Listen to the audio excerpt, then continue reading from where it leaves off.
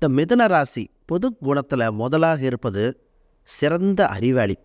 ஆனால் அந்த அறிவு மற்றவங்களுக்கு பயன்படுது, இவங்களுக்கு பயன்படுதாங்கிறது கருத்து வேறு.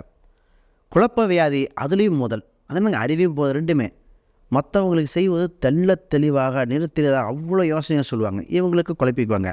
ஒரு மைண்ட் செட் இருக்கிற மிதனம் ஜெயித்து கொண்டே இருக்கும். இந்த ராசிக்கு ப்ளஸ் பாயிண்ட் விகட யோகம், கம்யூனிகேஷன்.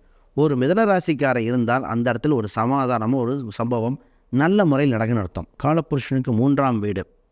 அப்போ சமாதானம் ஒப்பந்தங்கள் சம்மந்தப்பட்டதுக்கு மிதனத்தின் மூலமே நடக்கும். இந்த ராசிக்கு ஃபஸ்ட்டு காதல் உண்டு, ஆனால் நிறைவேறுதாங்கிறது ஒரு இது. எல்லாத்தையும் ரசிப்பாங்க, ரசித்து ருசிப்பாங்கன்னு சொல்லலாம்.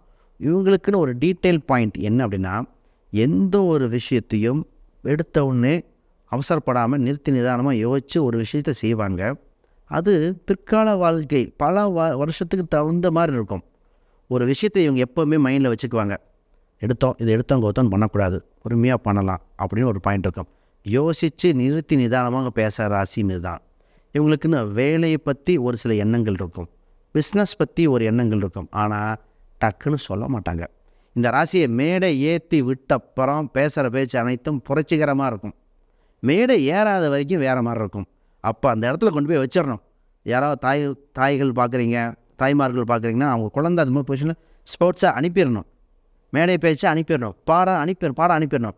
போகிற வரைக்கும் பயந்துட்டுருங்க, போனதுக்கப்புறம் ஜெயிச்சிடும். இது உங்களோட தனித்துவமே. தயக்கம் பின் அப்படியே மாறிடும். இவங்க ஒரு புலி போல தான் சொல்லுவேன். பதுங்குவாங்க, பின்னர் பாஞ்சிருவாங்க.